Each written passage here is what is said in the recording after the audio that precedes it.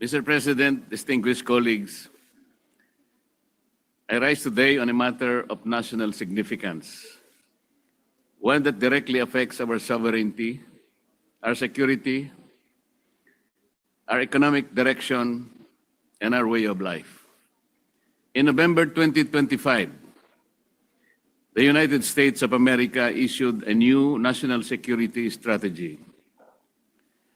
This document is not merely a statement of American priorities. It is a declaration of how the world's most powerful country now understands power, alliances, and competition. For countries like the Philippines, which are strategically located, economically developing, and geopolitically exposed, this strategy has direct and profound consequences. The 2025 U.S. National Security Strategy marks a decisive shift away from post-Cold War globalism toward a narrower, interest-based approach. It explicitly rejects open-ended ideological missions and instead focuses on strategic discipline, aligning objectives with available means and avoiding overextension. It is defining its interests more strictly and asking harder questions to its allies. What do you bring to the table? President Trump himself summarized it succinctly, Mr. President. To focus on everything is to focus on nothing. At its core, the strategy asserts more on the survival and security of the United States of America as a sovereign republic, it being the paramount objective. Everything else, alliances, trade, diplomacy, military presence, is subordinate to that goal. The strategy is anchored on several principles. One, America first, defined not as isolationism but as a prioritizing U.S. workers, industry, and sovereignty. Two, peace through strength, requiring the strongest economy, advanced technology, and most capable military in the world. Three, economic nationalism, including reshoring industry and securing critical supply chains. Four, fairness and burden sharing, rejecting free riding by allies and encouraging greater investment in one's own defense. And five, primary of national sovereignty, putting national interests over transnational governance. Mr. President, this is a leading global force that no longer apologizes for power and no longer subsidizes partners who do not invest in their own defense or economic future. The strategy makes unmistakably clear that the United States seeks to reassert comprehensive primacy in its own neighborhood. It declares that the Western Hemisphere must be secured politically, economically, commercially, and militarily under U.S. leadership, an approach described as the Trump corollary to the Monroe Doctrine. Nowhere in this shift more consequential than in the Indo-Pacific region. The strategy identifies the Indo-Pacific as the central arena of long-term strategic contention, particularly with China. U.S. objectives include preventing the dominance of critical maritime choke points, maintaining freedom of navigation and overflight, securing supply chains and deterring conflict, especially in Taiwan and the troubled South China Sea. Central to this effort is what strategists call the first island chain, a defensive arc stretching from Japan through Taiwan, the Philippines, and down through Indonesia. The strategy explicitly clarifies that the U.S. diplomacy should press allies and partners along this chain to grant greater access to ports and facilities, spend more on their own defense, and invest in credible deterrent capabilities. Mr. President, let us be clear. The Philippines is no longer peripheral. Our geography alone places us at the heart of this strategic struggle. This reality presents both opportunity and risk.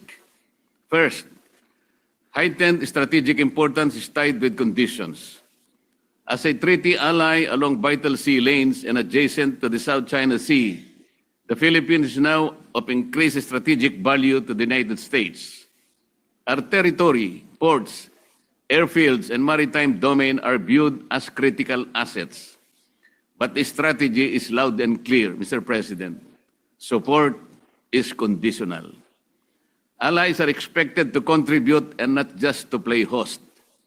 Defense cooperation will increasingly depend on our willingness to invest in our own capabilities, improve interoperability, and demonstrate strategic seriousness. The strategic shift compels us to ask a difficult but necessary question.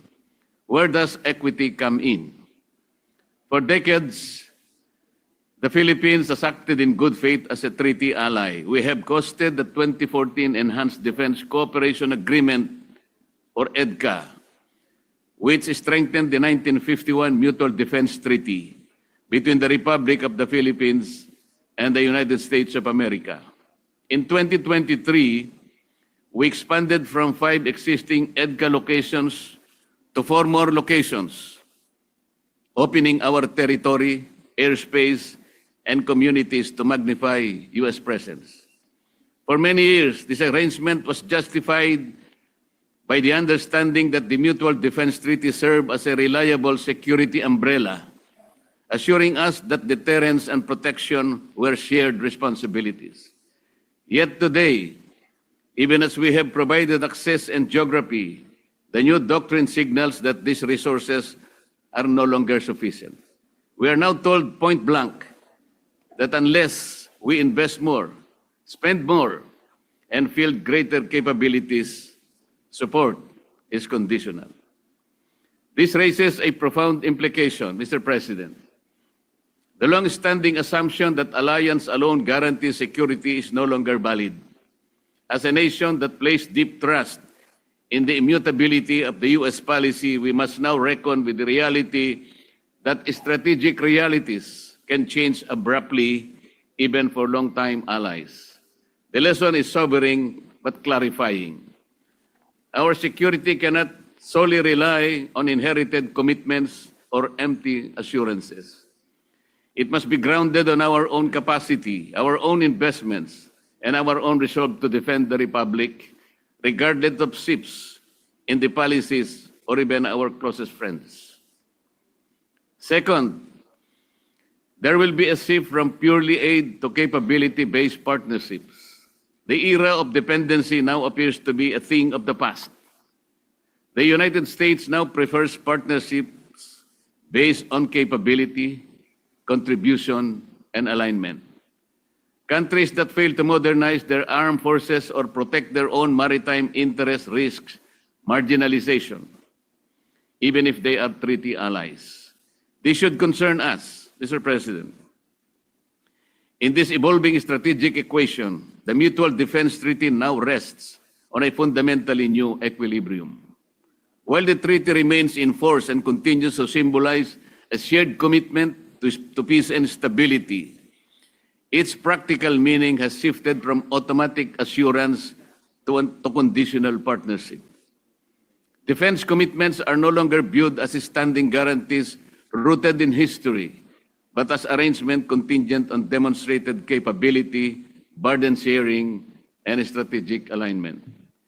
We have debated AFP modernization for years, Mr. President, yet projects are delayed, budgets questioned, and priorities shifted. Meanwhile, our fishermen continue to face harassment and our patrols remain limited. Sovereignty cannot rest on press releases alone. It requires ships, aircraft, trained personnel, sustained political will, and defending our maritime rights with credibility and certainty, not mere rhetoric. Legitimate sovereignty requires the ability to protect it. Third, we must realize that economic security is national security. The strategy treats economic power as inseparable from national security. The U.S. is actively diversifying supply chains away from China, creating opportunities for manufacturing, semiconductors, electronics, and digital services. This is a historic opportunity for the Philippines, but competition will be fierce.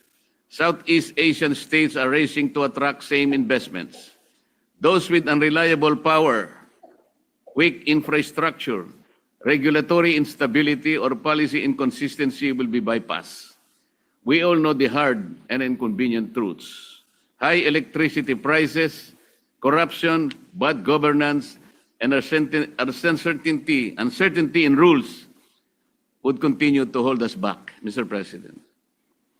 Strategic relevance today depends on economic relevance. If we wish to be trusted supply chain partner, we must ensure reliable and affordable energy, modernize ports, logistics, and transport networks, create stable, predictable investment rules, and align education and workforce development with high-value industries. Sa huli, ito ang pinakamahalagang aral para sa atin. Walang bansang tunay na iginagalang kung wala tayong kakayahang ipagtanggol ang sarili, lalo na yung soberenya at itaguyod ang sariling kaunlaran. Ang pakikipag-alyansa ay hindi kapalit ng pambansang lakas. Ito ay nagiging makabuluhan lamang kung ang bansa ay may malinaw na direksyon, matatag na ekonomiya at kakayahang ipagtanggol ang kanyang teritoryo. Ang hamon sa atin na hindi pumili ng panig ng tunggalian ng mga bansang makapangyarihan, kundi tiyaking handa ang Pilipinas sa lahat ng pagkakataon. Gawin nating halimbawa ang Singapore. Taong 1965 nang sila ay tanggalin sa Federasyon ng Malaya. Umagulgol si Lee Kuan Yew sa harap ng publiko at pinangakuan ng kanilang mamamayan na tatayo sila sa sarili lang mga paa at magtatagumpay. At tingnan natin ngayon, Mr. President, napalago nga nila ng mabilis ang kanilang bansa. Naging sentro ng kalakalan at teknolohiya, napaunlad ang edukasyon, pabahay at serbisyong pangkalusugan at napabilang sa mga bansang itinuturing na First World. Mr. President, distinguished colleagues, the 2025 U.S. National Security Strategy signals a world where power, production, and sovereignty matter again. For the Philippines, this is neither a call for submission nor confrontation. It is a call for strategic clarity. We must understand that alliances are strongest when they rest on mutual capability, not dependency. Economic development without security is fragile. Security without economic strength is unsustainable. If we prepare, invest, and act decisively, we can protect our sovereignty, strengthen our economy, and secure prosperity for future generations. If we remain passive, underprepared, and reactive, we risk being sidelined in a world that no longer waits for those who hesitate. The lesson before us is clear, Mr. President. National development, defense, readiness, and strategic purpose must move together. Sa panahong nagbabago ang balanse ng kapangyarihan sa mundo, ang pinakamahalagang paninindigan ng Pilipinas ay ang manatiling matatag, handa at makiling sa sariling interes at pambansang kagalingan. Maraming salamat, Mr. President.